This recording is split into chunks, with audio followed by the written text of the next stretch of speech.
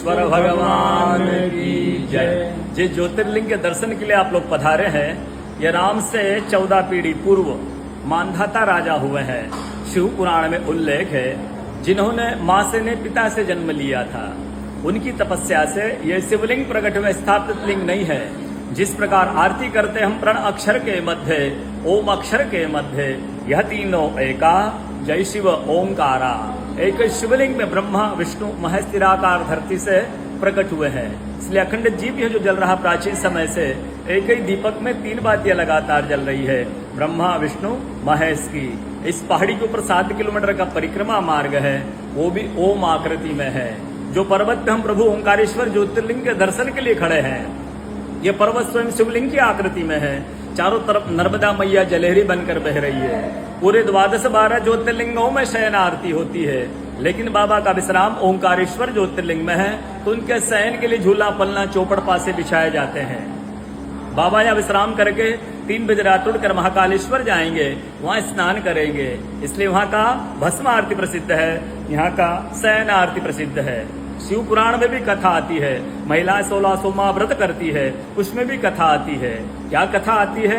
प्रतिदिन भोलेनाथ आते हैं, माँ के साथ विश्राम करके चले जाते हैं। एक दिन जब भोले बाबा माँ के साथ पधारते हैं, तो माँ पुजारी से पूछती, पुजारी हमें विश्राम के लिए जा रहे, चौपड़ पासे में किनकी जीत होगी? पुजारी बोलते कि आज ये भोले बाबा जीतेंगे। ऐसा बोलकर पुजारी घर चले जाते हैं।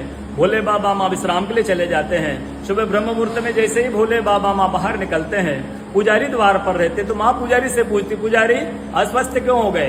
पुजारी बोलते कि पुजारी कल मैंने आपसे पूछा था, हम विश्राम के लिए जा रहे, चौपड़ पासे में किनकी जीत होगी?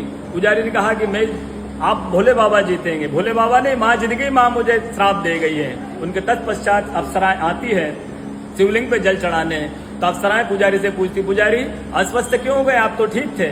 फिर पुजारी बताते हैं, प्रतिदिन भोले बाबा माँ के साथ विश्राम करके चले जाते थे। कल भोले बाबा माँ के साथ पधारे, माँ ने मुझसे पूछ लिया, पुजारी हम विश्राम के लिए जा रहे, चौपड़ पासे में किनकी जीत होगी?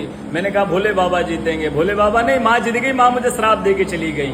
अप्सराएं बोलती, चिंता न करो, हम अंदर जाकर शिवलिंग की पूजा करके आते, फिर इसका उपाय बताएंगे।